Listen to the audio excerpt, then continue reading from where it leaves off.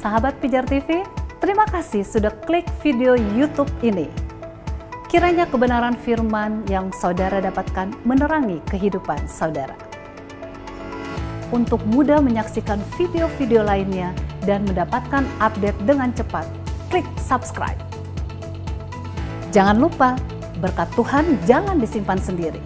Klik tombol share di bawah dan bagikan video ini ke sebanyak-banyaknya orang yang saudara kenal. Salam terang bagi Indonesia.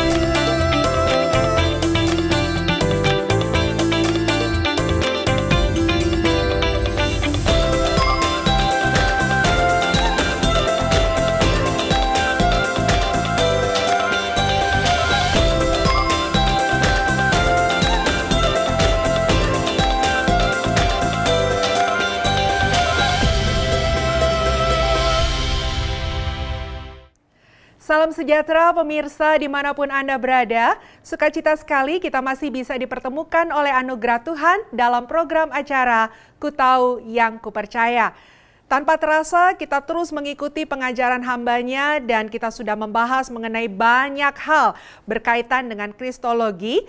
Dan saat ini kita sedang membahas mengenai kenaikan Yesus ke surga, berbicara mengenai Yesus yang duduk di sebelah kanan Allah Bapa.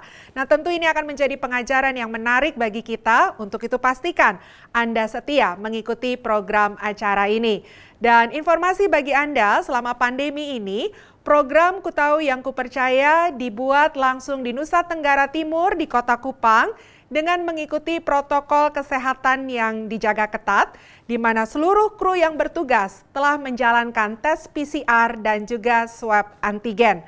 Dan kami mengundang Anda sekalian untuk menjadi partner donasi kami, di mana itu sangat berarti untuk kelangsungan program acara ini.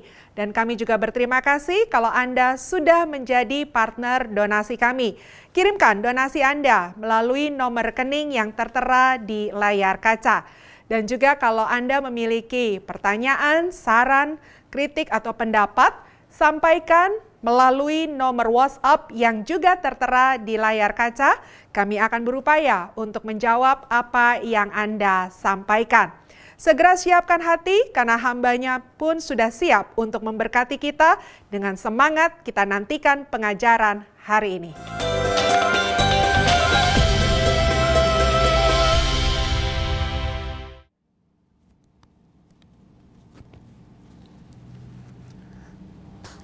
Shalom, salam sejahtera untuk semua pemirsa Pijar TV di mana saja berada dan terutama para pencinta program Ku Tahu Yang Kupercaya.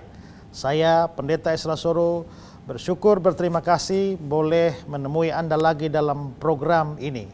Pada saat ini saya sedang memakai topi kebanggaan suku saya, yaitu suku Rote dari NTT, namanya topi TI Langga. Ya. Nah, kita ada dalam seri pembahasan tentang doktrin Kristus, Kristologi.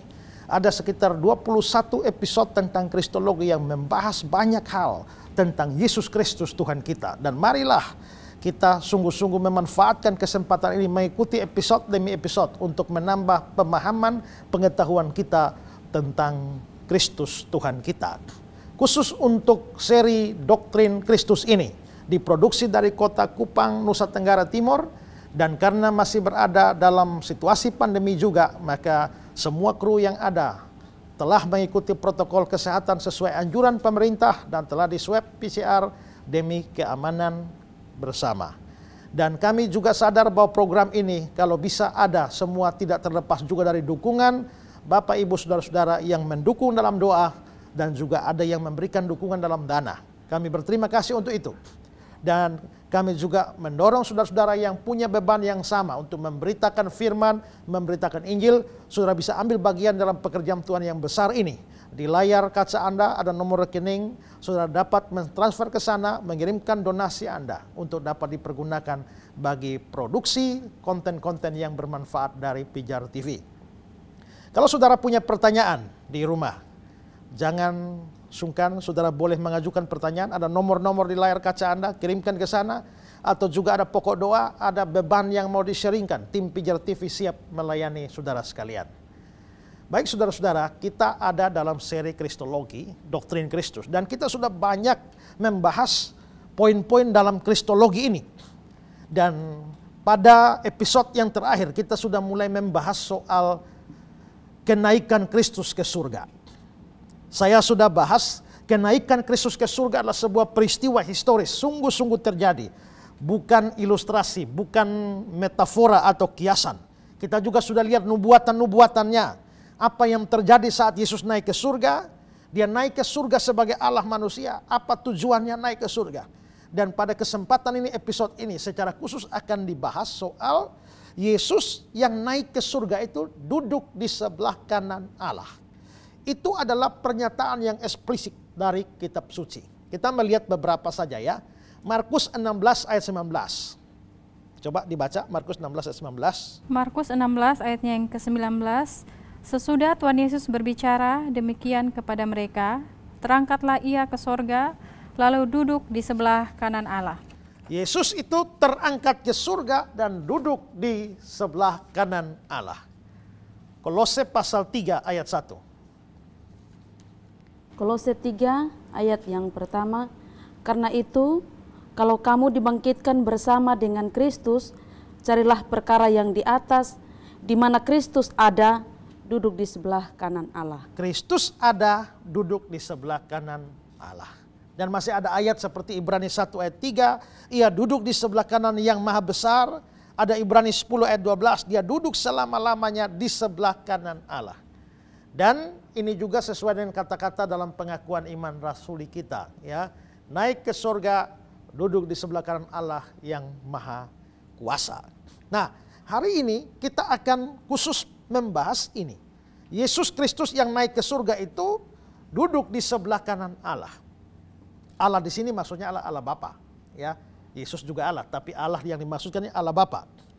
Hal pertama yang akan saya bahas adalah bahwa kata-kata ini tidak boleh dipahami secara harfiah. Ya. Kalau kita belajar soal arti kata, kita kan tahu bahwa tidak semua kata itu harfiah. Ada kata yang bermakna harfiah, ya. Ada kata yang bermakna kiasan atau figuratif. Ada kata yang bermakna perlambang atau simbolis. Kata-kata itu seperti itu, ya. Misalnya kita bertemu dengan kata merpati saja. Merpati, tidak semua merpati di Alkitab itu adalah harfiah. Kalau kita membaca di mana Nuh melepaskan burung merpati, itu merpati sungguh-sungguh, itu harfiah.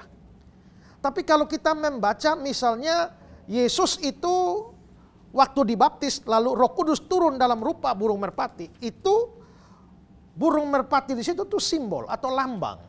Jadi merpati yang turun pada Yesus itu bukan sungguh-sungguh, tidak boleh dimaknai harfiah.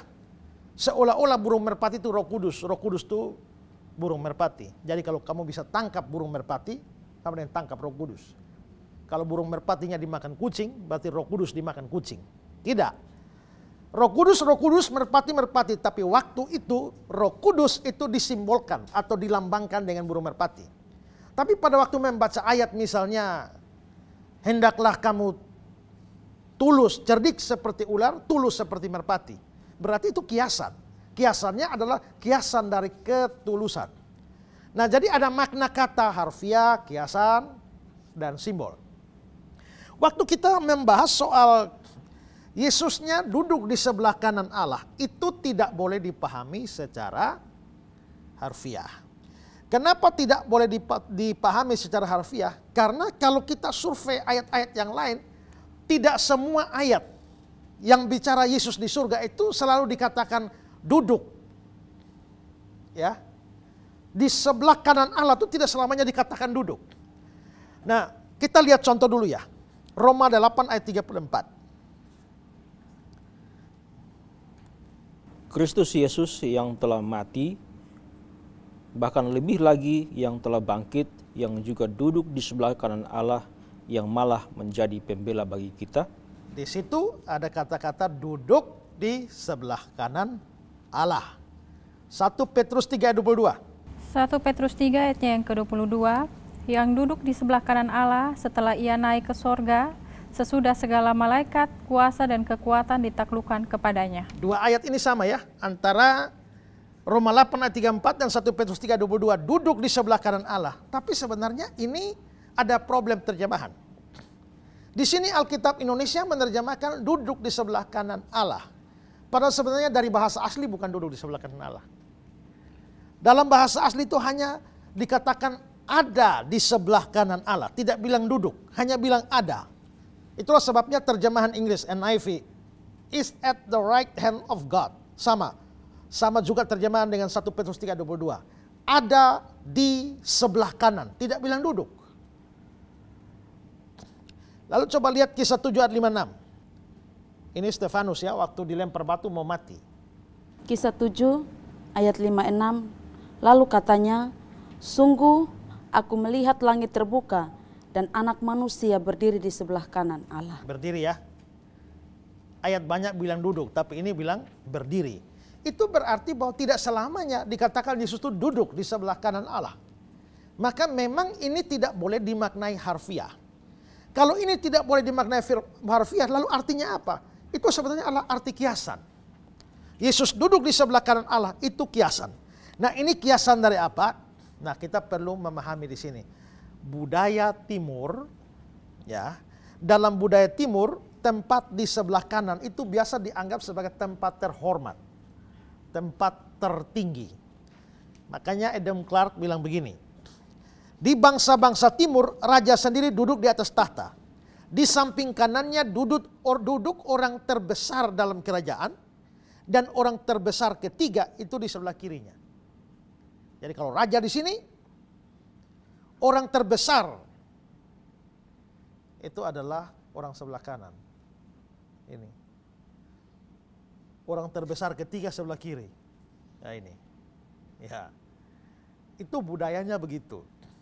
Coba kita lihat contoh di Alkitab. 1 Raja-Raja 2:19. Batsheba masuk menghadap Raja Salomo untuk membicarakan hal itu untuk Adonia. Lalu bangkitlah raja mendapatkannya serta tunduk menyembah kepadanya. Kemudian duduklah ia di atas tahtanya dan ia menyuruh meletakkan kursi untuk bunda raja. Lalu perempuan itu duduk di sebelah kanannya. Perempuan itu duduk di sebelah kanannya. Ini bunda raja. Duduk di sebelah kanan raja, ini terhormat. Mazmur 45 ayat yang ke-10. Mazmur 45 ayatnya yang ke-10, di antara mereka yang disayangi terdapat putri-putri raja. Di sebelah kananmu berdiri permasyuri, berpakaian emas dari Ofir. Di sebelah kananmu berdiri permaisuri. Berarti memang kanan itu orang-orang top itu. Orang-orang terhormat itu. Kalau bisa sebelah kanan. Sama sebelah kiri, tapi kanan lebih. Karena kanan dan kiri itu tempat yang terhormat, itulah sebabnya pernah terjadi kasus Yakobus dan Yohanes itu minta mamanya lobi Tuhan Yesus. Ya, itu di Matius 20 ayat 21 dikatakan begini, berilah perintah supaya kedua anakku ini boleh duduk kelak di dalam kerajaanmu, yang seorang di sebelah kananmu, yang seorang di sebelah kirimu. Bayangkan. Mereka sudah hubungi duluan ketimbang keduluan yang lain. Karena kalau mereka terlambat pasti Simon Petrus minta posisi kanan, ya kan? Sebelum terlambat minta duluan. Kalau Tuhan Yesus jadi raja nanti, biarkanlah Yohanes di sebelah kanan, Yakobus di kiri, atau sebaliknya. Berarti tempat terhormat itu langsung diplot oleh Yakobus dan Yohanes. Itu tempat terhormat. Jadi ide di sebelah kanan itu pertama itu adalah terhormat. Ide kedua dari kanan itu adalah mulia, kuat, berkuasa. Coba perhatikan Keluaran 15. Ayat 6 dan ayat 12. Tangan kananmu Tuhan, mulia karena kekuasaan-Mu. Tangan kananmu Tuhan menghancurkan musuh. Engkau mengulurkan tangan kananmu, bumi pun menelan mereka. Ya kan? Tangan kananmu menghancurkan musuh. Tangan kanan musuh hancur. Ya, lalu dikatakan engkau mengulurkan tangan kananmu, bumi pun menelan mereka. Berarti ini tangan kanan ini penuh kuasa, hebat, mulia. Ulangan 33 ayat 2. Berkatalah ia, Tuhan datang dari Sinai dan terbit kepada mereka dari Seir. Ia tampak bersinar dari pegunungan Paran dan datang dari tengah-tengah puluhan ribu orang yang kudus. Di sebelah kanannya tampak kepada mereka api yang menyala. Ya, Tuhan datang dari Sinai. Di sebelah kanannya tampak pada mereka api yang menyala. Ini berarti gambaran kemuliaan dan kekuasaan. Nah, sekarang pikirkan.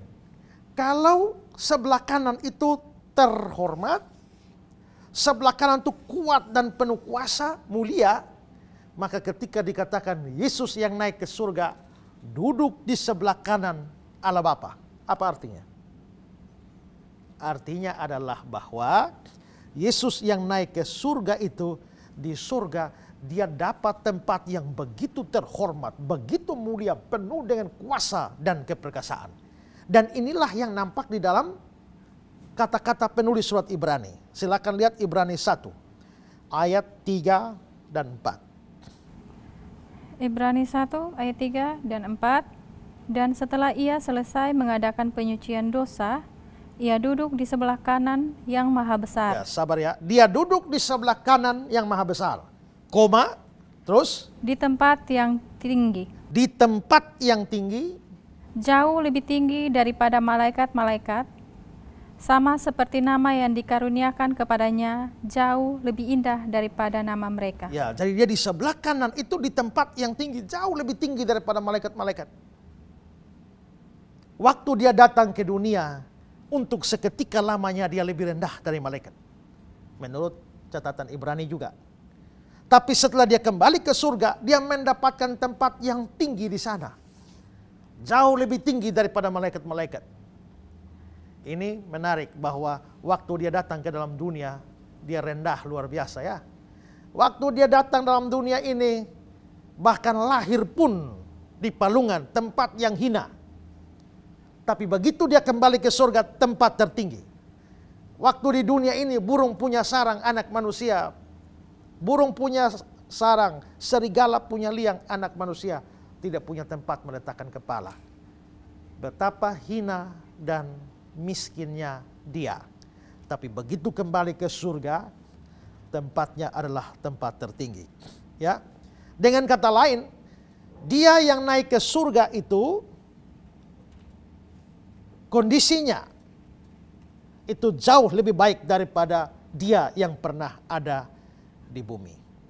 Nah, saudara-saudara, jika Yesus di surga ini memiliki tempat yang terhormat, tempat yang tertinggi, termulia, berarti dia juga adalah pribadi terhormat, pribadi tertinggi, pribadi termulia. Itulah sebabnya maka seluruh makhluk itu harus sujud kepada dia, menyembah kepada dia. Ya. Sekarang coba lihat Ibrani 1. Ulang lagi ya, dari ayat 3 sampai ayat 6. Ibrani 1 ayat 3 sampai ayat yang ke-6. Dan setelah ia selesai mengadakan penyucian dosa, ia duduk di sebelah kanan yang maha besar di tempat yang tinggi, jauh lebih tinggi daripada malaikat-malaikat, sama seperti nama yang dikaruniakan kepadanya, jauh lebih indah daripada nama mereka. Karena kepada siapakah di antara malaikat-malaikat itu pernah ia katakan, anakku engkau telah kuperanakan pada hari ini, dan aku akan menjadi bapanya, dan ia akan menjadi anakku.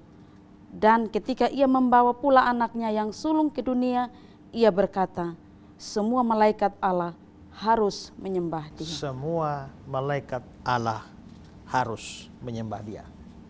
Kenapa seluruh malaikat menyembah dia? Karena dia menjadi pribadi terbesar, pribadi termulia yang punya kuasa besar di surga. maka semua malaikat harus menyembah dia. Bukan hanya malaikat ya, tapi bahkan seluruh makhluk itu harus menyembah Yesus. Kita lihat lagi Wahyu pasal 4 ayat 8 sampai 11. Dan keempat makhluk itu masing-masing bersayap 6. Ini adalah malaikat ya, serafim. Oke. Sekelilingnya dan di sebelah dalamnya penuh dengan mata, dan dengan tidak berhenti-hentinya mereka berseru siang dan malam, Kudus, kudus, kuduslah Tuhan Allah yang Maha Kuasa, yang sudah ada dan yang ada dan yang akan datang. Ayat 9, dan setiap kali makhluk-makhluk itu mempersembahkan puji-pujian dan hormat dan ucapan syukur kepada Dia yang duduk di atas tahta itu dan yang hidup sampai selama-lamanya. Ya, jadi makhluk-makhluk itu puji, hormat, syukur bagi Dia. Konteksnya Yesus. Ayat 10. Maka tersungkurlah ke-24 tua-tua itu di hadapan Dia yang duduk di atas tahta itu, dan mereka menyembah Dia yang hidup sampai selama-lamanya. Dan mereka melemparkan mahkotanya di hadapan tahta itu sambil berkata, Ya Tuhan dan Allah kami, Engkau layak menerima puji-pujian dan hormat dan kuasa, sebab Engkau telah menciptakan segala sesuatu, dan oleh karena kehendak-Mu semuanya itu ada dan diciptakan. Ya, kalau begitu kita bisa lihat bahwa para malaikat itu semua sujud menyembah kepada Yesus. Karena apa? Karena Dia adalah pribadi yang tertinggi. Dan kalau semua malaikat saja sujud menyembah kepada Dia, apalagi manusia harus sujud menyembah Dia. Jadi, kalau manusia, kalau malaikat sudah menyembah Dia, manusia sudah menyembah Dia, atau kalau kita melihat malaikat-malaikat menyembah Dia, maka kita harus bernyanyi. Bernyanyi bagaimana Ibu Kapri? Bersama malaikat di sorga, nyanyikan kidung pujian. Bersama malaikat di sorga, nyanyikan kidung pujian. Yesus itu pribadi terbesar di sorga. Sekalipun di dunia ini Dia begitu hina, sekalipun di dunia ini Dia begitu diolok-olok, dinista, tapi itu pribadi terbesar di surga. Sekarang Dia di surga, sudah tempat termulia. Tapi sampai hari ini di dunia ini masih banyak orang yang menghina Dia. Masih banyak orang mengolok-olok Dia. Dan mungkin itu kamu yang sedang menghina-hina, mengolok Dia, menganggap bahwa Dia di atas kayu salib itu seperti Tuhannya umat Kristen itu pakai kolor tergantung di tiang jemuran. Kamu boleh hina Dia sekarang. Tapi tahukah kamu bahwa di sorga Dia punya tempat yang paling tinggi, bahkan seluruh malaikat sujud menyembah Dia. Kamu boleh tertawa hari ini dan menghina Dia. Tapi saya percaya satu hari nanti kamu pasti berlutut. Satu hari nanti kamu mengaku. Tapi itu sudah terlambat. Karena kamu berlutut dan mengaku, menangis darah pun tidak ada kelepasan bagi kamu. Jadi lebih baik berlutut sekarang, mengaku sekarang, daripada nanti. Karena apa? Dia pribadi terbesar di surga. Yesus yang naik ke surga itu duduk di tempat yang sangat mulia.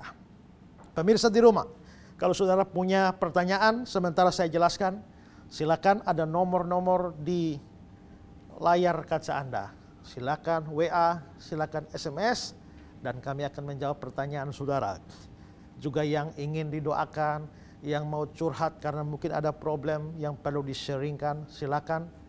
Tim Pijar TV akan setia melayani saudara. Ya, ini arti dari Yesus duduk di sebelah kanan Allah. Hal kedua yang ingin saya bicarakan adalah bahwa kata-kata ini, duduk di sebelah kanan ini, itu tidak berarti bahwa Yesusnya istirahat dan malas-malasan. Ingat, Dia duduk di sebelah kanan Allah, bukan duduk-duduk. Ya, apa beda duduk dengan duduk-duduk? Duduk-duduk itu nganggur, ya, tidak ada pekerjaan.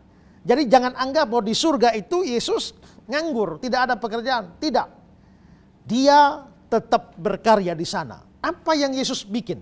Di tempat terhormat, dari tempat terhormat dalam kerajaan surga, Dia bikin apa saja? Pertama, Dia memerintah sebagai raja. Dia memerintah sebagai raja, ini sesuai nubuatan tentang Dia dalam Mazmur pasal 110. Coba lihat Mazmur 110 ayat 1 dan 2. Mazmur 110 ayat 1 sampai 2. Mazmur Daud, demikianlah firman Tuhan kepada Tuanku, duduklah di sebelah kananku sampai kubuat musuh-musuhmu menjadi tumpuan kakimu. Tongkat kekuatanmu akan diulurkan Tuhan dari Sion, memerintahlah di antara musuhmu. Ya, jadi ada kata-kata duduklah di sebelah kananku, ayat 1. Lalu ayat 2 itu ada memerintah di antara musuhmu. Nah, memerintah ini berkaitan dengan kedudukan dia sebagai raja. Ini Mazmur mesianik. Maksudnya nubuatan yang berkaitan dengan Sang Mesias, di mana Sang Mesias akan duduk di sebelah kanan Allah dan memerintah sebagai raja. Ya, berarti Yesus yang naik ke surga itu jadi raja. Ya, jadi raja. Dia memerintah atas surga, dia memerintah atas bumi dengan segala isinya, dan juga dia memerintah atas gerejanya. Dan karena dia raja, maka segala sesuatu itu menjadi takluk di bawah kakinya. Makanya tadi di ayat yang ke-1 dari Mazmur 102 itu dikatakan, sampai kubuat musuh-musuhmu menjadi tumpuan kakimu. Ya. Oke, kita lihat 1 Petrus 3, 21-22. Oleh kebangkitan Yesus Kristus yang duduk di sebelah kanan Allah, setelah ia naik ke surga sesudah segala malaikat, kuasa dan kekuatan ditaklukkannya. Ya, jadi setelah dia di sebelah kanan Allah, dikatakan apa? Segala malaikat, segala kuasa, segala kekuatan ditaklukkan kepadanya. Berarti memang dia sebagai raja, jadi semua mesti tunduk pada dia. Efesus 1, 20-22. Mendudukan dia di sebelah kanannya di sorga, jauh lebih tinggi dari segala pemerintah dan penguasa dan kekuasaan dan kerajaan dan tiap-tiap nama yang dapat disebut, bukan hanya di dunia ini saja, melainkan juga di dunia yang akan datang. Dan segala sesuatu telah diletakkannya di bawah kaki Kristus, dan dia telah diberikannya kepada jemaat sebagai kepala dari segala yang Dia ada. kepala dari segala yang ada. Segala pemerintah, penguasa, kekuasaan, dan kerajaan, dan tiap-tiap nama yang dapat disebut tunduk. Dia perintah semua. Nah, kalau begitu di sini kita bisa lihat bahwa memang di surga. Makanya Yesus juga bilang di Matius 28 ayat 18 itu ya, segala kuasa di surga dan di bumi telah diberikan padaku. Kalau begitu, Yesus yang ada di atas sana itu memerintah sebagai raja. Ya. Itu yang dia kerjakan pertama. Hal pertama yang dikerjakan di surga. Yang kedua, apa saja yang Yesus bikin di sebelah kanan Allah atau di tempat yang terhormat itu? Yang dia lakukan adalah dia menjadi imam atau pengantara antara Allah dengan manusia. Jadi tadi adalah tugasnya sebagai raja. Sekarang tugasnya sebagai imam. Imam itu adalah perantara. Ya. Itu yang dikerjakan di surga. Coba lihat Ibrani 4 ayat 14. Ibrani 4 ayat 14. Karena kita sekarang mempunyai imam besar agung yang telah melintasi semua langit, yaitu Yesus, anak Allah, baiklah kita teguh berpegang pada pengakuan iman kita. Kata-kata yang telah melintasi semua langit. Melintasi semua langit itu artinya naik ke surga. Kok semua langit? Memang ada berapa banyak langit? Ya, harus ikut cara berpikir orang Yahudi. Orang Yahudi itu menganggap bahwa langit itu ada 3 tingkat. Nah, langit atau dengan surga itu sama. Jadi langit tingkat pertama atau surga tingkat pertama itu yang di atas kita nih. Ini tempat burung-burung. Nah, itu langit tingkat 1. Ya. Langit tingkat 2 itu adalah tempatnya matahari, bulan, bintang, dan planet-planet. Langit tingkat yang ketiga itu adalah tempat kediaman Allah. Itu surga. Jadi kalau Yesus naik ke surga, berarti dia mesti menembus berapa lapis langit ini. Nah, itulah sebabnya dibilang bahwa yang telah melintasi semua langit itu naik ke surga. Nah, sekarang dia naik ke surga itu sebagai apa? Bagian awalnya, kita sekarang mempunyai imam besar agung. Berarti Yesus yang naik ke surga, kerjanya apa? Selain memerintah sebagai raja atas seluruh dunia dan juga gereja, dia sebagai imam besar kita. Pengantara. Yuk banding Ibrani 8. Ayat 1 sampai ayat yang ke-6. ayat 1 dan ayat yang ke-6. Inti segala yang kita bicarakan itu ialah kita mempunyai imam besar yang demikian, yang duduk di sebelah kanan tahta yang maha besar di sorga. Ini ya, kita mempunyai imam besar ya. Tapi dikasih keterangan duduk di sebelah kanan tahta yang maha besar di surga. Berarti memang dia duduk di sana tuh sebagai imam. Terus. Ayat yang ke-6, tetapi sekarang ia telah mendapat suatu pelayanan yang jauh lebih agung karena ia menjadi pengantara dari perjanjian yang lebih mulia yang didasarkan atas janji yang lebih tinggi. Ya, berarti ini meneguhkan kita bahwa duduknya Yesus di sebelah kanan Allah itu untuk menjadi pengantara. Pengantara itu apa? Jembatan. Ya. Kalau ada orang yang pacaran, ini kalau pacarannya zaman dulu, ya belum ada WA, belum ada SMS, maka itu butuh perantara, butuh seorang imam, ya kan? Jadi kalau bapak berpacaran dengan ibu dipisahkan oleh lautan, maka butuh seorang imam, perantara yang ngantar surat ke sana lalu balik ngantar surat ke sini, itu namanya imam, perantara dua orang. Nah, Yesus itu imam besar kita, berarti dia menjadi pengantara dua pihak. Pengantara dua pihak itu ya pihak apa yang diantarai, yaitu pihak Allah dan pihak manusia. Yesusnya duduk di sebelah kanan Allah ini untuk menjadi jembatan. Nah itulah makanya dalam episode yang lalu saya jelaskan bahwa dia yang naik ke surga bukan naik hanya sebagai Allah, dia naik sebagai Allah manusia. Jadi dia tetap Allah manusia, kenapa? Karena penting untuk menjembatani dua pihak. Dia mau jembatani Allah dan manusia, maka dia juga menjadi Allah manusia. Supaya dia membawa Allah kepada manusia, dia membawa manusia kepada Allah. Ya. Dia berdiri di hadapan manusia sebagai Allah, dia berdiri di hadapan Allah sebagai manusia. Dan dengan demikian, manusia hanya bisa ketemu Allah di dalam Yesus. Dan Allah hanya mau ketemu manusia di dalam Yesus. Itulah sebabnya saya tekankan bahwa kalau saudara pikir saudara bisa ketemu Allah di luar Yesus, itu mustahil. Kenapa? Karena Allah hanya mau ditemui di dalam Yesus. Camkan ini baik-baik. Allah hanya mau ditemui di dalam Yesus. Karena itu saudara teriak Allah, Allah, Allah satu hari 10 kali juga, 12 kali juga. Pakai pengeras suara sampai bergema di mana-mana pun. Allah hanya mau ditemui dalam Yesus. Jadi kalau saudara tidak mau percaya Yesus, jangan mimpi ketemu Allah. Ya. Semua yang Kristen juga, jangan pikir saudara sudah jadi Kristen dari kecil otomatis bisa bersatu dengan Allah. Kalau kamu hanya Kristen KTP dan tidak terima Yesus, kamu tidak bisa ketemu Allah. Nah, manusia hanya bisa ketemu dengan Allah melalui Yesus karena dia perantara. Itulah sebabnya dia bilang, tidak ada seorang pun yang dapat datang kepada Bapa kalau tidak melalui aku. Maka datang kepada Yesus itu harus lewat perantara. Coba baca Ibrani 7 ayat 25.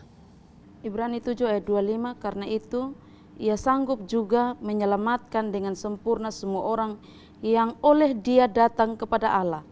Sebab ia hidup senantiasa untuk menjadi pengantara mereka. Oke, perhatikan. Oleh dia, oleh Yesus, datang kepada Allah. Datang kepada Allah. Ya. Semua orang, ini semua orang manusia, yang oleh dia, oleh Yesus, datang kepada Allah. Berarti manusia datang kepada Allah harus melalui dia atau oleh dia. Lalu kalimat selanjutnya, sebab ia hidup senantiasa untuk menjadi pengantara mereka. Ia hidup senantiasa untuk menjadi pengantara. Maka Yesus menjadi pengantara. Ini bukan hanya urusan keselamatan ya. Jadi termasuk urusan keselamatan. Urusan keselamatan itu hanya bisa selamat, hanya bisa datang pada Allah melalui Yesus. Tapi ini bukan hanya urusan keselamatan, termasuk urusan doa. Ya, urusan doa. Makanya doa itu kenapa kita doa dalam nama Yesus? Karena Yesus itu kan pengantara. Yesus pengantara. Kalau kita tidak berdoa dalam nama Yesus, tak mungkin doa kita sampai kepada Bapa. Tapi saya tekankan di sini, dalam nama Yesus ini tidak harus eksplisit ngomong. Jadi kalau saya berdoa tapi tiba-tiba ya terima kasih Tuhan, bla bla bla bla, amin. Tidak apa-apa. Yang penting saya sadar bahwa doa saya bisa sampai kepada Allah Bapa ini lewat jasa Yesus. Itu namanya doa dalam nama Yesus. Ya.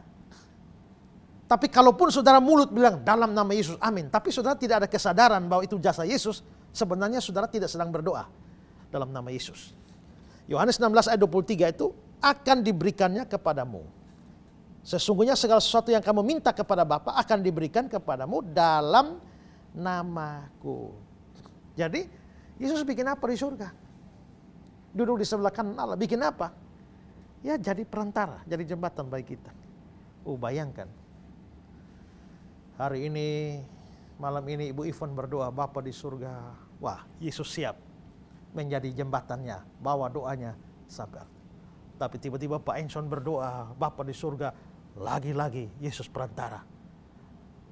Ibu Linda berdoa lagi, perantara. Semua doa orang kudus itu dijembatani oleh Yesus sehingga semua bisa sampai kepada Bapa. Capek tidak? Yesus capek tidak?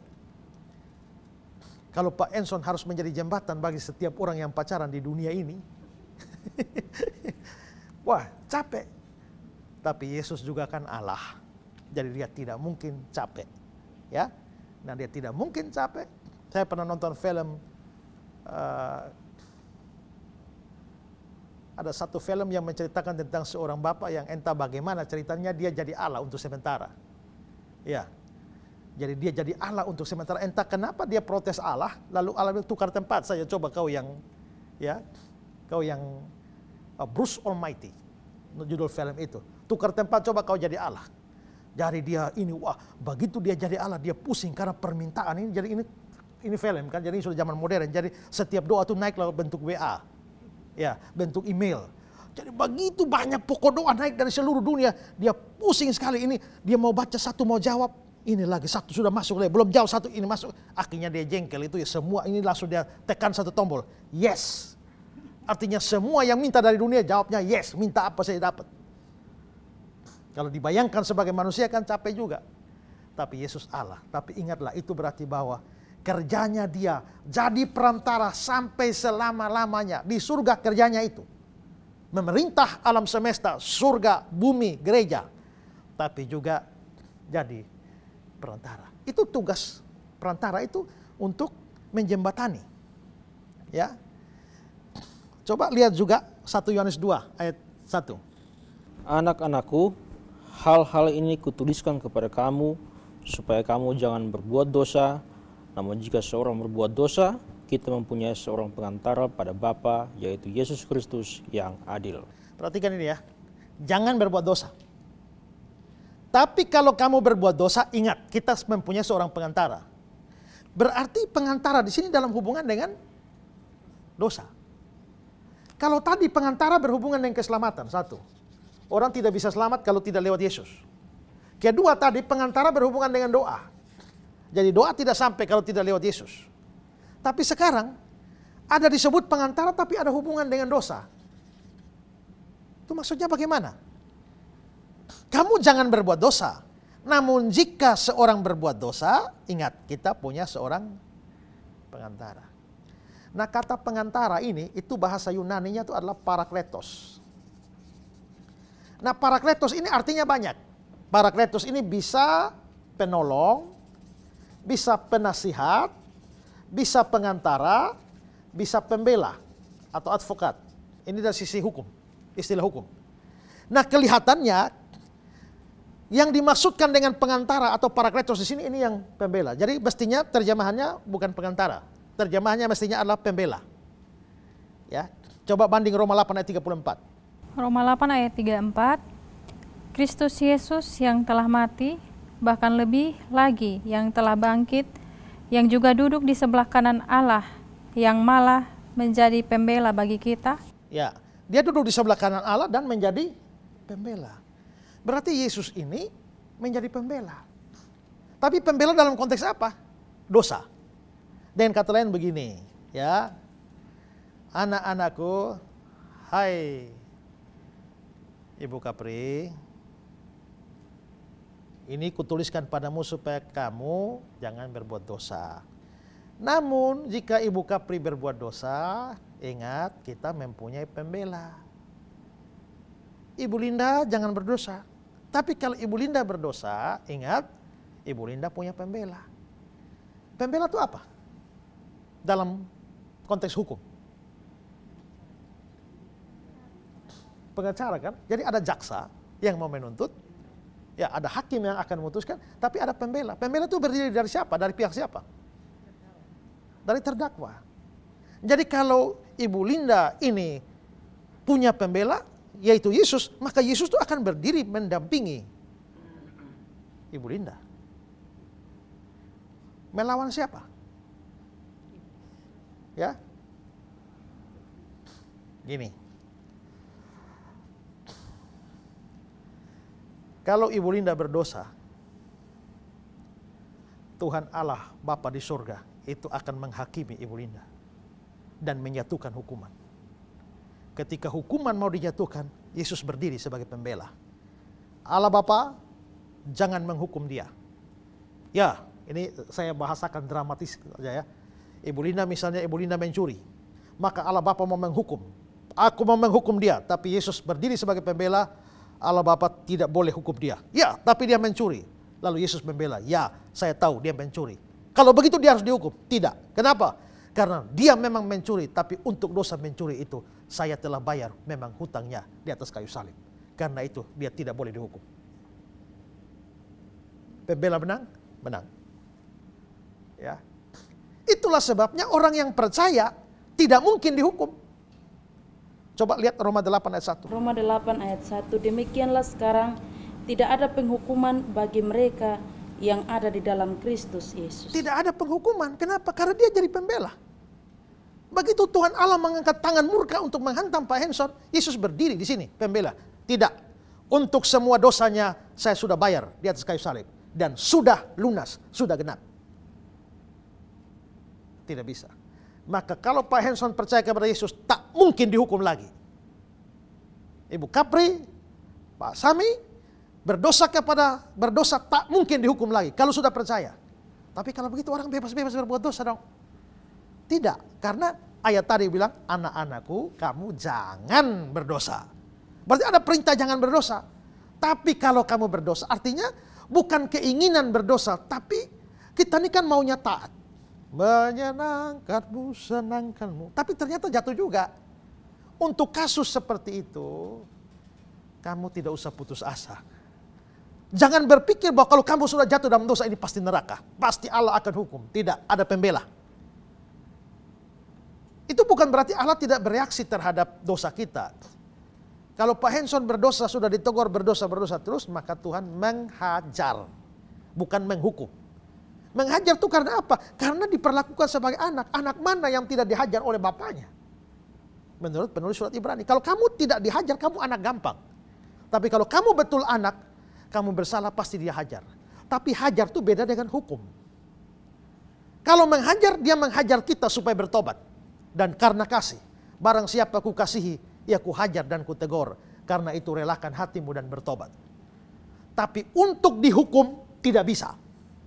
Karena Kristus sudah membayar seluruh hukuman itu di atas kayu salib. Dan dia sudah berteriak, tetelestai, sudah selesai. Karena itu, setiap kali kita jatuh dalam dosa dan tangan murka Allah mau menghantam kita, ingat ada Yesus Kristus sebagai pembela bagi kita. Dia di surga duduk di sebelah kanan Allah itu untuk jadi pembela bagi kita. Wow, bayangkan saja. Orang percaya kepada Yesus tak mungkin dihukum lagi. Karena semua hukumannya sudah diberikan pada Kristus. Jikalau Pak Henson sudah percaya Yesus dan Yesus sudah bayar semua hutang dosanya, lalu kalau Pak Henson berdosa lagi, Tuhan Allah mau timpakan lagi hukum dia, itu artinya Tuhan Allah tidak adil. Kenapa? Karena satu hutang bayar 2 kali. Sudah dibayar pada Yesus, kok kenapa tuntut bayaran lagi pada Pak Henson? Tidak mungkin. Allah setia dan adil. Dan dia tidak mungkin menuntut bayaran 2 kali. Itu berarti bahwa memang kalau orang sungguh-sungguh percaya Yesus, dia tidak mungkin bisa dihukum lagi. Dia bisa dihajar, tapi tidak mungkin bisa dihukum. Di dunia ini tidak. Di dunia yang akan datang itu tidak. Karena itu betapa beruntungnya menjadi orang percaya kepada Yesus. Tapi kalau saudara tidak percaya Yesus, betapa sialnya. Karena setiap sen hutang dosamu akan kamu pertanggungjawabkan dan bayar sepenuhnya di dalam neraka. Karena itu kalau ada kesempatan percaya Yesus, percaya. Terima Yesus juru selamat, terima. Karena dengan menerima dia sebagai juru selamat, dia yang sudah di sorga duduk di sebelah kanan Allah itu akan senantiasa menjadi pembela bagimu. Kalau punya pembela di dunia bisa kalah. Tapi kalau Yesus yang menjadi pembela bagi kita, mana mungkin kalah. Ini menjamin bahwa semua orang percaya, kita hidup sekarang masih bisa jatuh dalam dosa. Tapi jaminan keselamatan dan pembelaan ada bagi kita. Dia duduk di sorga itu selama-lamanya jadi pembela bagi kita. Ada hubungan dengan keselamatan, ada hubungan dengan doa, ada urusan dengan dosa, tapi ada urusan dengan kelemahan-kelemahan kita. Ya. Coba baca Ibrani 4 ayat 15. Sebab imam besar yang kita punya bukanlah imam besar yang tidak dapat turut merasakan kelemahan-kelemahan kita. Sebaliknya sama dengan kita, ia telah dicobai, hanya tidak berbuat dosa. Nah, perhatikan ya, imam besar yang kita punya, kan dia sebagai imam. Imam besar yang kita punya turut merasakan kelemahan-kelemahan kita. Dia itu pernah di dunia, makanya dia juga dicobai, makanya dia bisa ngerti kita. Coba bayangkan kalau Yesus tidak pernah datang ke dunia. Tidak pernah datang ke dunia. Lalu Ibu Rina rasa sakit karena dikhianati oleh orang dekat. Lalu Tuhan bilang, anakku sabarlah, ya. Ampunilah, hiburkanlah, tidak usah sakit hati. Lalu Ibu Rina bilang, memangnya Yesus tahu apa? Memangnya pernah rasa dikhianati? Dia tidak pernah datang dalam dunia, dia nggak tahu. Tapi kalau sekarang mau omong begitu, Yesus sendiri pernah dikhianati. Kalau kau miskin, dia pernah miskin. Kamu susah, dia pernah susah. Kamu menangis, dia pernah menangis. Kamu dikhianati, dia pernah dikhianati. Kamu disangkal, dia pernah disangkal. Kamu mau dibunuh, dia pernah dibunuh. Mau dibunuh. Bahkan sudah dibunuh. Kamu dimaki, dia pernah dimaki. Kamu ditolak, dia pernah ditolak. Semua yang bisa dialami oleh manusia, dia alami semua. Makanya dia bilang, dia mengerti bahasa tetesan air mata. Kenapa dia bisa mengerti dengan tetesan air mata? Karena dia memang pernah di sini dan pernah meneteskan air mata. Itulah yang disebut sebagai simpati, ya. Orang bilang simpati itu tertarik, lihat cewek lewat, simpati. Itu bukan simpati dalam pengertian sesungguhnya. Simpati itu kata sin, itu dari kata sun, artinya bersama-sama. Pati itu pasien. Pasien itu orang di rumah sakit. Menderita kan, masuk rumah sakit. Jadi simpati itu artinya sin bersama-sama, pasien menderita, maka simpati itu artinya bersama-sama menderita. Turut menderita. Yesus itu bersimpati pada kita, artinya turut menderita. Dia pernah dicobai, hanya tidak berdosa. Tapi makanya dia bisa merasakan bagaimana rasanya dicobai. Rasanya lapar, rasanya haus, rasanya ditinggalkan, rasanya dikhianati, dia tahu semua. Kalau kamu belum pernah merasakan penderitaan karena kehilangan, lalu nasihat terlalu banyak, itu hanya teori. Ya. Kalau Pak Henson putus cinta, sakit hati luar biasa, lalu saya nasihat-nasihat, sudahlah, ya gini-gini bla bla bla nasihat. Lalu Pak Henson bilang, omong enak saja, Pak Esra omong enak saja. Memangnya pernah rasa jatuh cinta? Kalau saya pernah putus cinta, saya kalau belum putus cinta tidak bisa jawab. Tapi kalau Pak Henson bilang, memangnya Pak Esra pernah jatuh cinta? Saya bilang, Pak Henson jatuh cinta, putus cinta ini 1 kali, saya 7 kali. Jadi saya mengerti apa yang dirasakan. Karena saya pernah mengalami, maka saya bisa bersimpati dengan yang alami. Nah, Yesus ini di surga, ini kerjanya sebagai perantara, itu untuk apa? Untuk bersimpati kepada kita. Itulah sebabnya tiap hal boleh dibawa dalam doa padanya. Ya, Yesus kawan yang sejati yang menanggung dosamu. Dia tahu kelemahanmu, naikkan doa padanya. Versi yang lain bilang, Yesus kawan yang sejati yang menanggung dosamu. Tiap hal dia tahu kelemahanmu, tiap hal boleh dibawa dalam doa padanya. Tiap hal boleh dibawa. Itu lagu Joseph Scriven. Apapun kamu boleh bawa, karena dia ada di surga sebagai perantara untuk memahami dan mengerti setiap kelemahanmu. Wah, itu berarti untung sekali kan punya Yesus. Untung sekali punya Yesus. Yang punya Yesus itu beruntung. Tapi kalau kamu tidak punya Yesus itu rugi besar. Tapi kalau sudah punya Yesus jangan lepaskan. Kalau kamu lepaskan Yesus dan ganti yang lain, dapat di mana pengantara seperti itu? Dapat di mana pembela seperti itu? Dapat di mana orang tertinggi dalam kerajaan surga seperti itu? Dapat di mana raja seperti itu? Kamu tidak akan dapat. Kalau kamu lepaskan dia hanya gara-gara cewek, lepaskan dia hanya gara-gara cowok, hanya karena jabatan, uang. Makanya saya berulang-ulang bilang itu sama dengan buang seng, buang emas ganti seng. Lepas emas ganti aluminium. Saya kira para mualaf ini tidak menyadari hal ini, makanya jadi mualaf. Sangat sayang para mualaf ini tidak dengar pelajaran saya ini ya.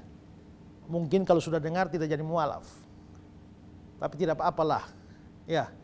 Kalau ada mualaf di sini yang kebetulan dengar, saya percaya tidak kebetulan. Tapi anggap saja dari sudut pandang manusia, kalau kebetulan saudara dengar yang saya omong ini, kamu telah ganti emas dengan seng. Tapi jangan khawatir. Masih ada kesempatan, selagi napasmu masih ada. Jadi kalau kamu mualaf, segera kembali. Karena kamu tidak bisa menemukan orang seperti Yesus. Duduk di sebelah kanan Allah, tempat terhormat. Tapi yang sudah punya Yesus, berbahagialah kamu. Ya, itu kerjanya di surga begitu. Luar biasa. Dan satu hal yang ingin saya tambahkan begini. Dia kan pengantara dengan semua pekerjaan ini. Sekarang lihat 1 Timotius 2 ayat 5. 1 Timotius 2 ayat 5. Karena Allah itu esa dan esa pula dia yang menjadi pengantara antara Allah dan manusia, yaitu manusia Kristus Yesus. Pengantaranya ada berapa? Pengantaranya berapa menurut ayat itu? Esa pula dia yang menjadi pengantara. Jadi pengantara itu esa, satu. Ya, satu. Sekarang coba banding dengan Ibrani 7 ayat 24. Ibrani 7 ayat 24. Tetapi karena ia tetap selama-lamanya, imamatnya tidak dapat beralih kepada orang lain. Perantara itu satu. Sebagai imam itu satu, pengantara satu, hanya Yesus. Dan dikatakan imamatnya tidak beralih kepada orang lain. Berarti tidak bisa dia pensiun jadi imam, lalu alihkan ke orang lain. Yesus cuti dari imam dan ganti ke nabi lain. Tidak bisa. Imamatnya selama-lamanya dan hanya satu. Itu berarti bahwa memang untuk sampai kepada Allah, selamat, untuk urusan doa, untuk urusan dosa, untuk urusan simpati itu hanya satu orang ini, tidak ada yang lain lagi. Lalu kamu mau cari di mana lagi? Makanya saya tidak peduli kamu agama apa.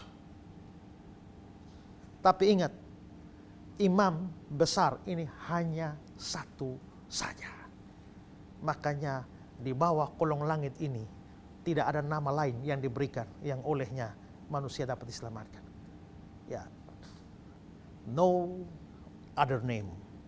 Tidak ada nama lain. Yohanes bilang begini, Allah mengaruniakan hidup yang kekal kepada dunia ini, tapi hidup itu diberikan dalam anaknya. Siapa memiliki anak, dia memiliki hidup. Siapa tidak memiliki anak, dia tidak memiliki hidup. Saya punya HP, dan saya mau berikan HP ini. HP itu saya berikan dalam DOS. Siapa terima DOS-nya, terima HP-nya. Tolak DOS-nya, tolak HP-nya. Anehnya hari ini, orang mau HP tapi tidak mau DOS-nya. Allah mengaruniakan hidup kekal dan hidup kekal itu dalam anaknya. Kamu mau hidup kekalnya tapi tidak mau anaknya. Hidup kekalnya mau, anaknya kau maki-maki. Hidup kekalnya mau, anaknya tidak kamu percaya. Hidup kekal mau, anaknya tidak kamu gubris. Mana mungkin kamu dapat hidup kekal? Jadi itu berarti bahwa di dunia ini perantara kepada Allah hanya satu. Orang pluralisme bilang ada banyak jalan menuju Roma. Ya, menuju Roma sih memang ada banyak jalan, tapi kan surga itu bukan Roma. Ya, Roma bukan surga. Jadi kalau untuk ke surga atau Allah hanya satu saja. Ya. Jadi Yesus di surga bikin apa? Pertama sebagai raja, memerintah surga, bumi, gereja, dunia, alam semesta. Kedua sebagai pengantara, bikin apa saja? 1, 2, 3, 4. Tapi yang ketiga, dia ke surga bikin apa? Yohanes 14 ayat 2. Coba baca ayat 2. Di rumah Bapakku banyak tempat tinggal. Jika tidak demikian, tentu aku mengatakannya kepadamu. Sebab aku pergi ke situ untuk menyediakan tempat bagimu. Aku pergi ke situ untuk menyediakan tempat bagimu. Jadi Yesus pergi ke surga itu kerjanya apa? Siap tempat buat kita. Kenapa siap tempat? Karena satu hari nanti kita menyusul. Kapan menyusulnya? Waktu mati. Waktu mati menyusul Yesus ke surga. Makanya dia sediakan tempat. Dia sudah naik ke surga. Dia perintis, pelopor. Makanya Charles Haddon Spurgeon bilang begini. Yesus pergi ke sana sebagai perintis atau pelopor untuk membuka jalan. Sebagai teman kita untuk menyiapkan tempat bagi kita. Dan sebagai jaminan bahwa semua yang ada dalam dia akan datang pada kebahagiaan yang sama. Jika dia tidak masuk, kita juga tidak masuk. Tetapi dalam diri Yesus, Allah telah memberikan kepada kita satu tanda bahwa kita juga akan bangkit dari kematian dan akan masuk ke surga. Makanya yang percaya Yesus itu sudah punya tempat di sana. Ya. Yang tidak percaya Yesus sudah ada tempat di neraka. Tempatnya, ya kalau boleh saya bahasakan, masing-masing sudah ada kaflingnya di sana. Tapi nanti di sana kita ada rumah ya. Kalau rumahnya bagus, sebuah istana tersedia bagiku. Kalau di sini mungkin hina-hina. Aku telah puas dengan hidupku sekarang, harta tak banyak, rumah pun hina, rumah kan hina. Harta tak banyak, rumah pun hina. Ya tapi saya uang banyak, rumah mewah. Ya sebanyak-banyaknya uang kita, semewah-mewah rumah kita tetap hina kalau banding dengan surga. Di sana sebuah istana tersedia bagiku. Tuhan menyediakannya. Tapi ada orang bilang begini, kita tuh kayak dapat kafling saja. Tapi sebagus apa rumah kita di sana tergantung dari bahan bangunan yang kita kirim. Ya. Bahan bangunannya itu berupa apa? Semua perbuatan baik kita, amal saleh itu menentukan upah di surga. Ya. Nah makanya di Wahyu 22 ayat 12 dibilang, aku membawa upahku dan membalaskan kepada setiap orang menurut perbuatannya. Jadi upah kita itu di surga, itu tergantung perbuatan kita. Makin banyak berbuat baik, upahnya makin besar. Ya. Lalu juga ada Yeremia 17 ayat 10. Yeremia 17 ayat 10, Aku Tuhan yang menyelidiki hati, yang menguji batin untuk memberi balasan kepada setiap orang setimpal dengan tingkah lakunya, setimpal dengan hasil perbuatan. Ya, Allah memberi balasan setimpal dengan tingkah lakunya, langkahnya setimpal dengan hasil perbuatan. Jadi kita memang sudah percaya, tapi kan pelayanan kita beda-beda, perbuatan baik kita beda-beda, pengorbanan kita beda-beda. Tapi kalau kita melakukan semua itu, Tuhan akan membalasnya setimpal dengan perbuatan kita. Ingat, masuk surga bukan upah. Masuk surga itu anugerah yang diterima dalam iman. Tapi upah di surga, rumah di surga, itu tergantung dari besarnya pengorbanan kita di dunia ini. Barang siapa yang memberi air sejuk secangkir saja kepada seorang muridku, dia tidak kehilangan upahnya. Bayangkan air sejuk secangkir saja tidak kehilangan upah. Apalagi airnya sudah ditambah dengan kopi lagi, ditambah dengan susu lagi. Wah, berbahagialah upahnya besar. 1 Korintus 15 ayat 58, dalam persekutuan dengan Tuhan, jeripayahmu tidak sia-sia. Saya tahu saya beritakan firman, jeripayah saya tidak sia-sia. Tuhan perhitungkan upah. Semua yang ada di sini yang rela berkorban, Tuhan perhitungkan upah. Semua yang kasih duit supaya programku tahu yang ku percaya jalan, semuanya Tuhan kasih upah. Asal percaya. Kalau kamu tidak percaya Yesus tapi kamu kasih uang, ya, kamu tetap masuk neraka, biarpun sumbang banyak untuk ku tahu yang ku percaya. Tapi kalau percaya, saudara memberi seberapa saja, tidak akan kehilangan upahnya. Coba lihat ayat 2 Korintus 9 ayat 6. 2 Korintus 9 ayat yang ke-6. Camkanlah ini, orang yang menabur sedikit akan menuai sedikit juga, dan orang yang menabur banyak akan menuai banyak juga. Ya. Jadi tidak sama rata upahnya. Yang tabur banyak, tabur sedikit, tuai sedikit. Tabur banyak, akan tuai banyak. Ya. Tapi kalau saudara percaya Yesus lalu tidak pernah menabur, ya tetap masuk surga juga. Karena masuk surga bukan tergantung kita menabur, tergantung iman. Tapi kalau saudara tidak menabur, maka upahmu itu juga bisa tidak ada atau upahmu itu kecil. Kristus pergi ke surga, sediakan tempat bagi kita. Juga akan memperhitungkan setiap upah yang diberikan pada kita. Nah, maka kita harus berpikir bahwa kita punya tempat di sana. Maka hidup dalam dunia ini juga jangan hanya lihat di sini. Tapi arahkan matamu, arahkan imanmu itu kepada kekekalan, bahwa kita sudah punya tempat di sana. Paulus itu hidup di dunia dan dia juga ingin ke surga. Coba baca Filipi 1 ayat 23. Aku didesak dari dua pihak. Aku ingin pergi dan diam bersama-sama dengan Kristus.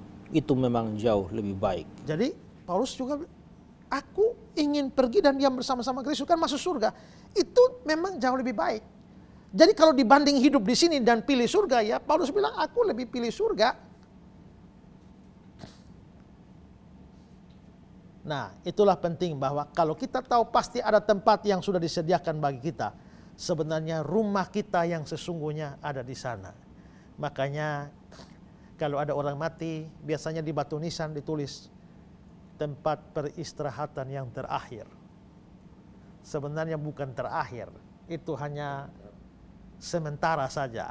Ya, kenapa? Karena tubuh hanya sementara di situ. Nanti Tuhan Yesus waktu mati, kalau orang percaya maka jiwanya atau rohnya langsung surga, tapi tubuhnya itu masih di situ. Masih sementara saja. Tunggu Tuhan Yesus datang, ya. Tuhan Yesus datang lalu terjadi kebangkitan orang mati, baru ke sana. Jadi kuburan itu hanya tempat istirahat sementara bagi tubuh. Tempat istirahat yang sesungguhnya di sana, rest in peace. Dunia ini bukanlah rumahku. Dunia yang fana bukanlah rumahku. Ya, bagaimana Ibu Rina? Saya mau tanya sebentar ya Pak ya. Ya. Dalam Kisah Para Rasul 7 ayat 5-6 itu mengatakan bahwa Stefanus melihat Yesus berdiri di sebelah kanan Allah Bapa. Nah, kalau dalam Alkitab, kalau duduk di sebelah kanan Allah Bapa itu banyak sekali ayat yang mengatakan demikian. Tetapi kalau ayat yang mengatakan berdiri di kanan Allah Bapa hanya ayat tersebut saja. Nah, mungkin ada makna khusus dari berdiri Ya, kanan kalau Allah. duduk di kanan Allah Bapa, berarti memerintah sebagai raja, lalu sebagai imam, ya itu dia lakukan itu kan. Tapi kalau berdiri di kanan apa? Nah, kalau kita lihat konteksnya adalah Stefanus kan dirajam batu, mau mati nih.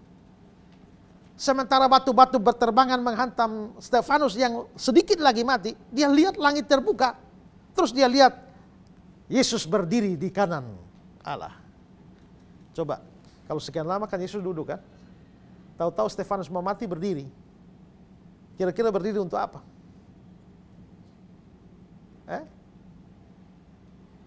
Ini ada satu orang anak Tuhan yang siap menghadap karena mati. Tahu-tahu dikatakan Yesus berdiri di samping, di sebelah kanan Allah. Berdiri untuk apa? Kayaknya berdiri untuk sambut ini, untuk menyambut. Ini semacam standing ovation. Jadi itu menunjukkan bahwa walaupun ini tidak harfiah, dikatakan duduk di sebelah kanan Allah. Tapi begitu ada anak Tuhan yang sengsara, menderita dan mau mati syahid, tiba-tiba Yesus berdiri. Ini semacam sebuah penghormatan dan penyambutan bahwa ada seorang hamba yang setia sampai mati akan segera menghadap. Wah, itu berarti Tuhan tahu menghargai orang-orang yang setia melayani. Tuhan tahu menghormati orang-orang yang dengan jerih lelah bahkan korbankan nyawa untuk melayani Dia. Barang siapa melayani Tuhan, Tuhan tahu menghormati dia. Karena itu melayani Tuhan sungguh-sungguh, melayani lebih sungguh. Kalau kita sungguh-sungguh melayani, Tuhan akan tahu menghormati kita. Ya, bahkan ada ayat Alkitab yang berkata, barang siapa melayani aku, ia akan dihormati oleh Bapakku. Ada pertanyaan lain? Ya. Kalau Yesus naik ke surga dan duduk di sebelah kanan Allah untuk memerintah sebagai Raja, lalu saat Yesus ada di dunia ini, siapa yang menggantikannya Dia sebagai Raja? Apakah taktanya kosong? Ya, gini, Yesus ini kan Allah. Ya, lalu waktu Natal Dia jadi manusia kan? Tapi Dia manusia ini kan Dia tidak berhenti jadi Allah. Dia tetap Allah. Maka Allahnya kan tetap maha hadir. Maka waktu Dia datang ke dalam dunia, Dia tetap di surga. Karena Dia maha hadir. Manusia sebagai manusia Dia ada di dunia. Tapi sebagai Allah Dia ada di mana-mana. Karena itu tidak bisa dikatakan tahtanya kosong. Yohanes 1 ayat 1 bilang, pada mulanya firman, firman bersama-sama dengan Allah dan firman adalah Allah. Firman itu sedang bersama-sama dengan Allah. Itu Yohanes 1 ayat 1. Ayat 14-nya, firman itu telah menjadi manusia dan diam di antara kita. Tapi ayat 18-nya anak tunggal Allah yang ada di pangkuan Bapa. Nah tadi Dia sama-sama dengan Allah Bapa. Lalu Dia datang ke dunia. Tapi kok masih di pangkuan? Makanya John Calvin bilang, anak Allah meninggalkan surga dengan cara sedemikian rupa tanpa meninggalkan surga.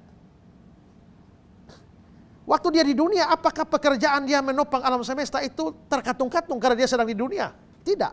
Kalau saudara baca Ibrani 1 ayat 3, Dia menopang segala sesuatu dengan firman-Nya yang penuh kekuasaan. Sebagai manusia Dia ada di dunia, tapi Allah, pekerjaannya sebagai Allah tidak Dia lepaskan.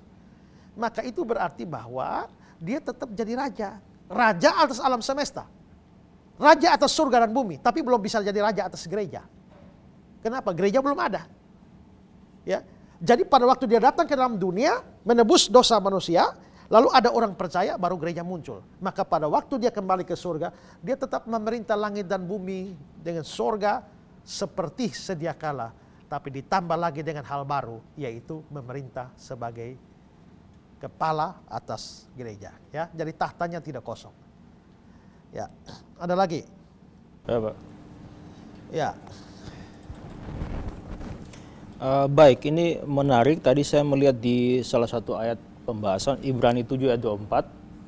Tetapi karena Ia tetap selama-lamanya, imamatnya tidak dapat beralih kepada orang lain.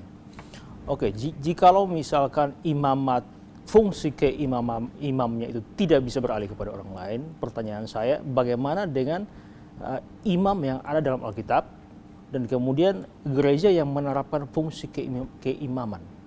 Bagaimana itu menjelaskan itu? Ya, kalau gereja, kalau di dalam imamat di dalam Alkitab memang ada banyak imam dalam Perjanjian Lama.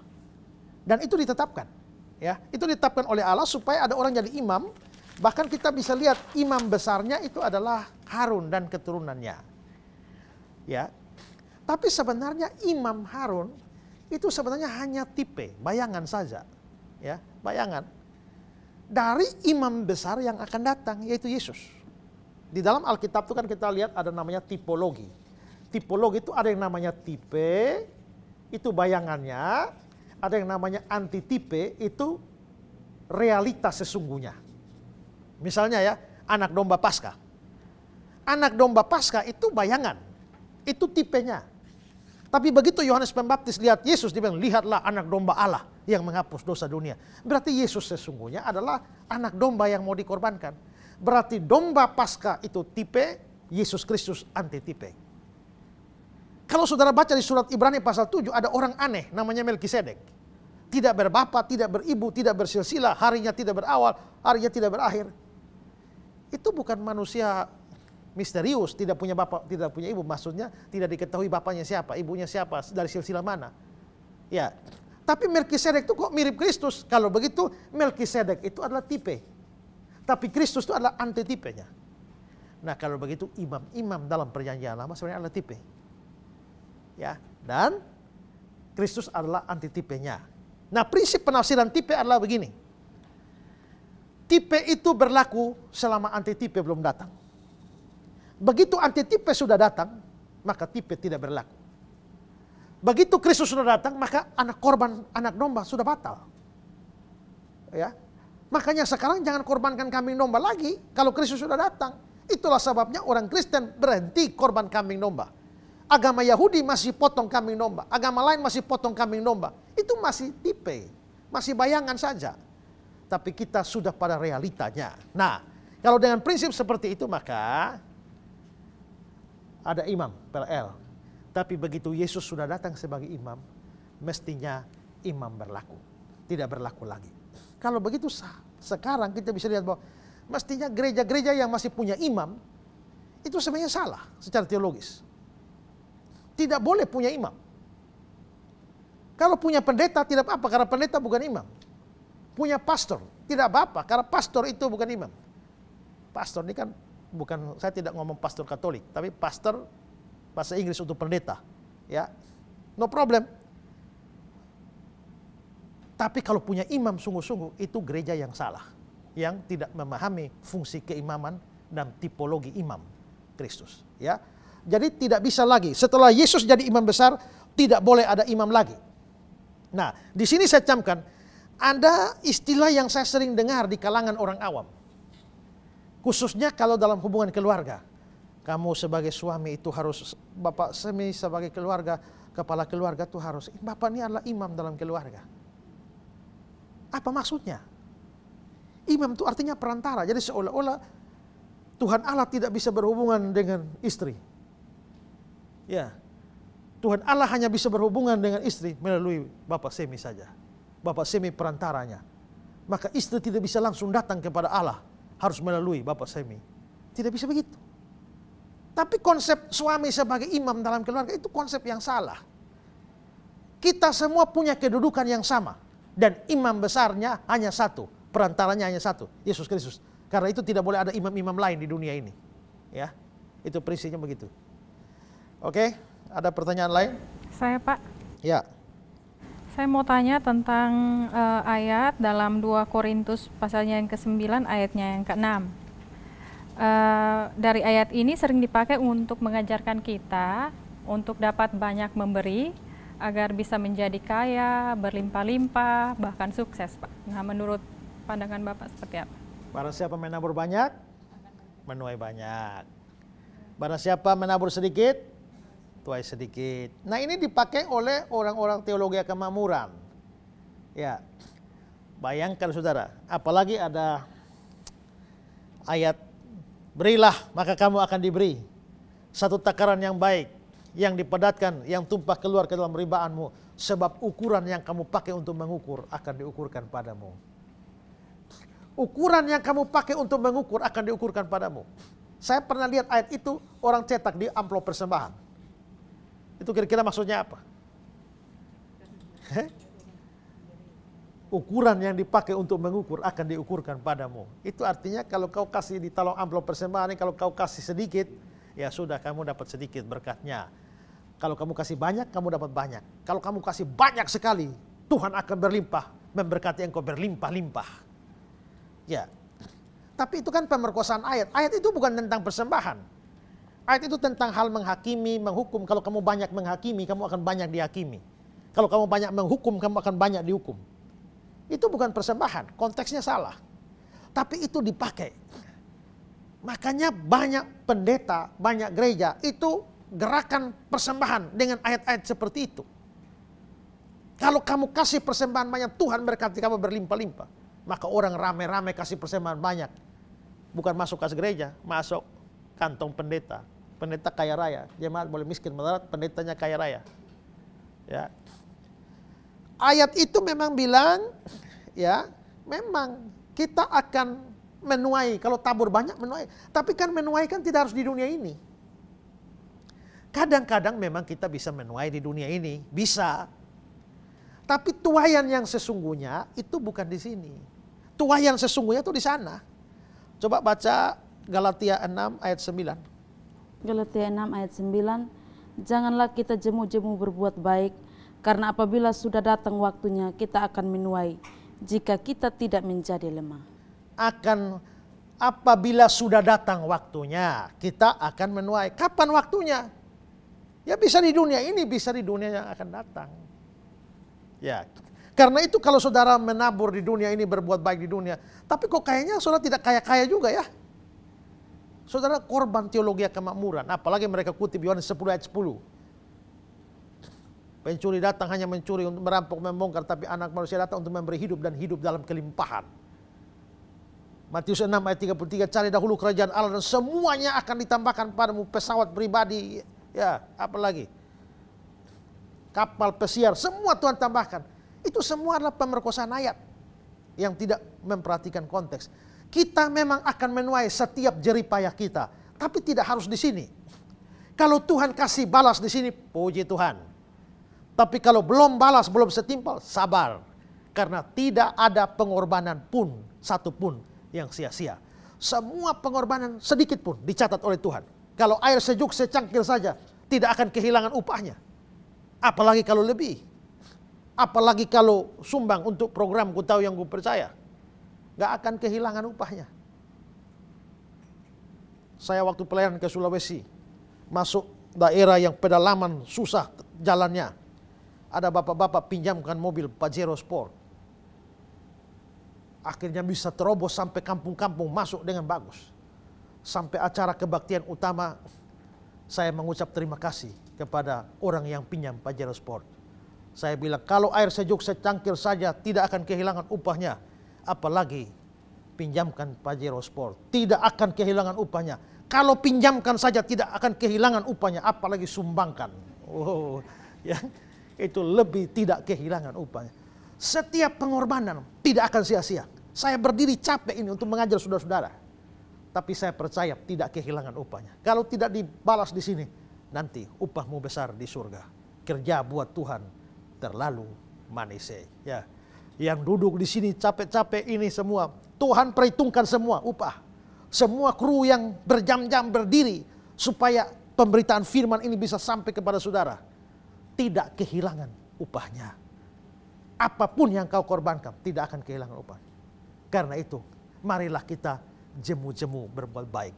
Karena kalau sudah tiba waktunya, kita akan menuai. Ya, Ibu Ivonnya, kerja buat Tuhan terlalu manusia. Ya, Bapak Nehemia, kerja buat Tuhan terlalu manusia. Puji Tuhan. Ada lagi? Saya, Pak. Ya. Kalau Tuhan Yesus naik ke surga untuk menyediakan tempat bagi kita di surga, apakah salah kalau kita ingin cepat mati supaya bisa menikmati surga? Ya. Apakah salah ingin cepat mati supaya masuk surga? Mungkin saya sederhanakan begini, apakah salah kalau saya merindukan surga? Kalau merindukan surga menurut saya tidak salah. Karena kita tahu bahwa hidup di dunia ini penuh dengan penderitaan, sedangkan surga penuh kemuliaan. Itulah yang dirasakan oleh Paulus. Coba kita lihat Filipi 1 ayat 21-24. Karena bagiku hidup adalah Kristus dan mati adalah keuntungan. Tetapi jika aku harus hidup di dunia ini, itu berarti bagiku bekerja memberi buah. Jadi mana yang harus kupilih? Aku tidak tahu. Aku didesak dari dua pihak. Aku ingin pergi dan diam bersama-sama dengan Kristus. Itu memang jauh lebih baik. Tetapi lebih perlu untuk tinggal di dunia ini karena kamu. Jadi Paulus ini ngomong begini, kalau suruh pilih surga atau di sini, ya jelas saya pilih surga lah, itu lebih baik lah. Tapi dia ingat bahwa dia masih mau pelayanan. Ya, maka dia bilang lebih perlu tinggal di dunia ini karena kamu. Jadi sebenarnya merindukan surga itu juga tidak salah. Asal jangan cari jalan pintas. Ya, saya sudah kepengen mati ke surga, jadi saya pergi ke jembatan Liliba dan terjun bebas dari sana, atau minum baygon rasa stroberi.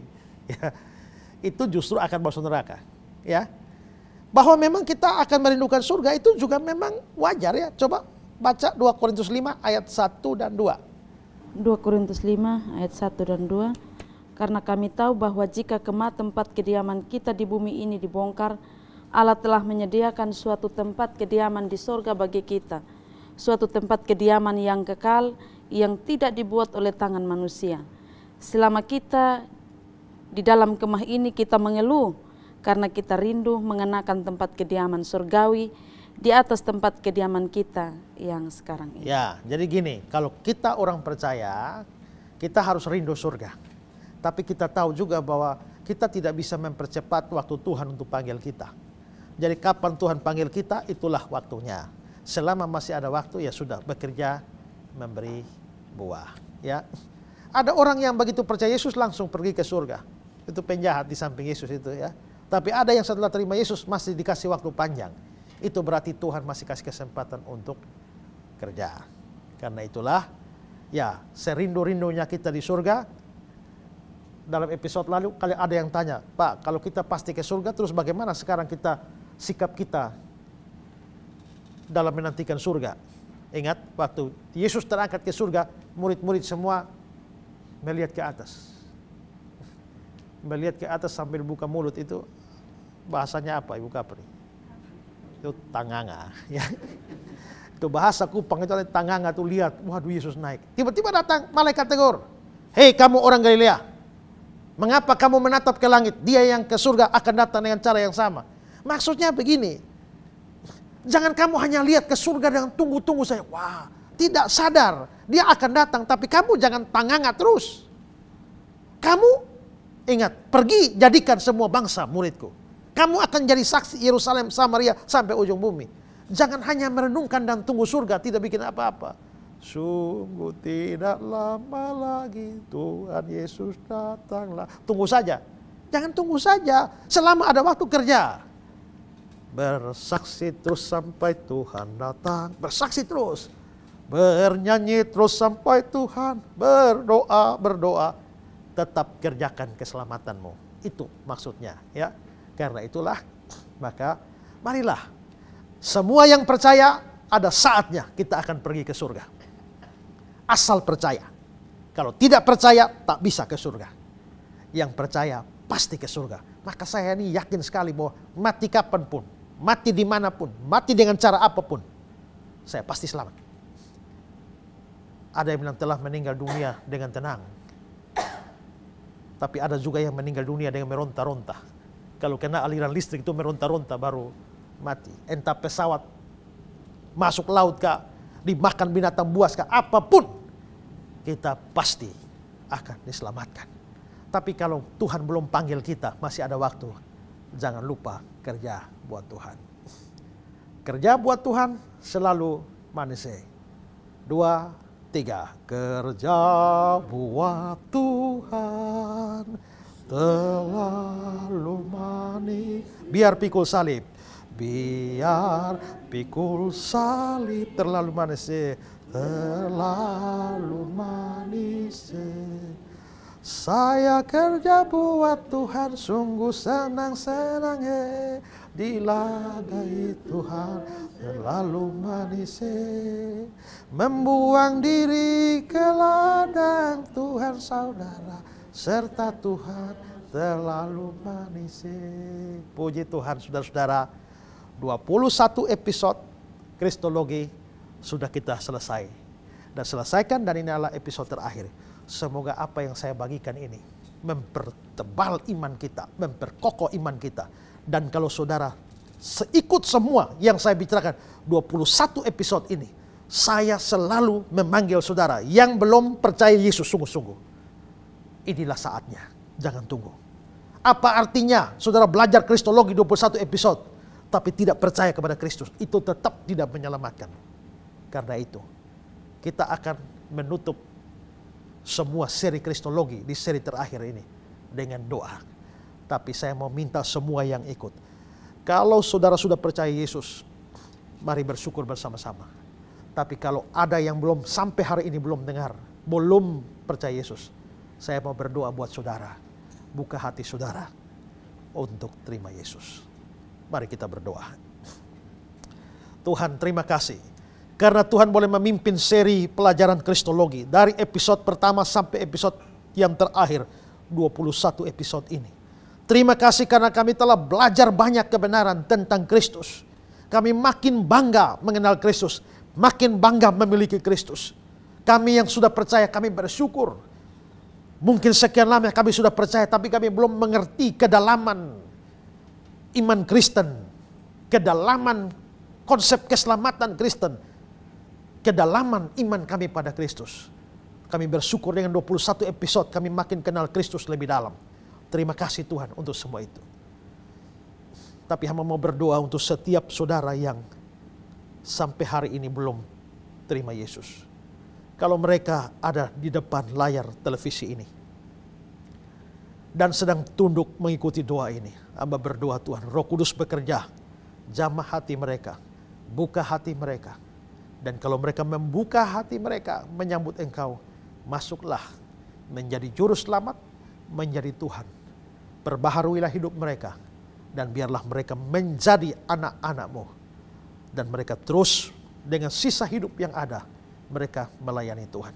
Kami berdoa untuk setiap saudara yang telah memberikan uang sedikit apapun untuk program ini boleh jalan.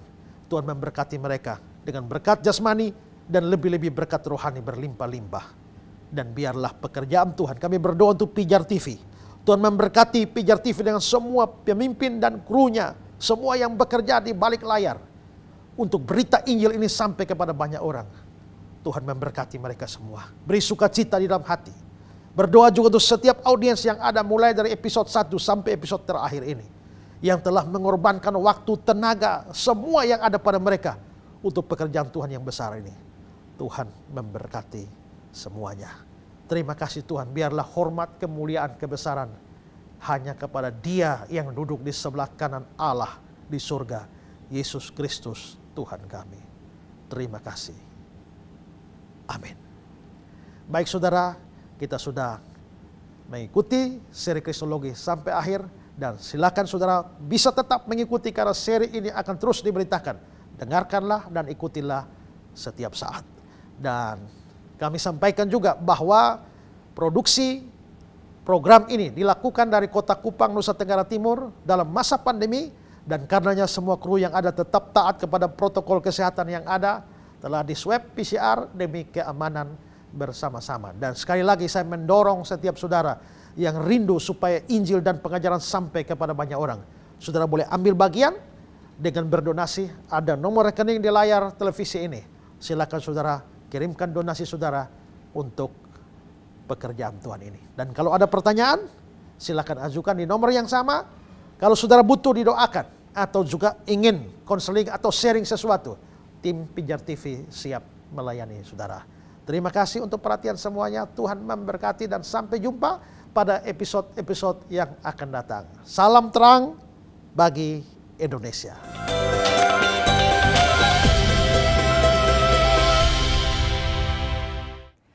Puji Tuhan, kita sudah diberkati dengan luar biasa melalui pengajaran hambanya Pendeta Esra Soru. Dan tanpa terasa, kita sudah masuk dalam episode terakhir yang membahas berkaitan dengan tema Kristologi. Saya percaya Anda sudah sangat diberkati dan Anda siap menghidupi apa yang Anda pelajari dari kebenaran firman Tuhan yang telah disampaikan dari episode lepas episode yang ada. Dan tetap setia bersama dengan Pijar TV karena kami selalu memiliki materi-materi yang disiapkan untuk memberkati pemirsa dimanapun Anda berada. Kami juga berterima kasih untuk setiap donasi yang Anda berikan kepada kami sehingga program Ku Tahu Yang Ku Percaya dapat terus diproduksi sampai dengan hari ini. Dan sekiranya Anda rindu untuk menjadi partner donasi kami, kirimkan donasi Anda melalui nomor rekening yang tertera di layar kaca. Dan juga seperti biasa, kalau ada pertanyaan, kritik, saran, dan pendapat, tuliskan dan sampaikan ke nomor WhatsApp yang juga kami tayangkan di layar kaca Anda. Kita sudah harus berpisah hari ini, tetapi terus nantikan kami di materi yang berikutnya, di tema-tema yang lain, dan pastinya tetap semangat belajar di dalam Tuhan, karena berkat Tuhan selalu luar biasa bagi setiap kita. Sampai jumpa lagi, Tuhan Yesus memberkati, Tuhan Yesus menyertai. Salam terang bagi Indonesia.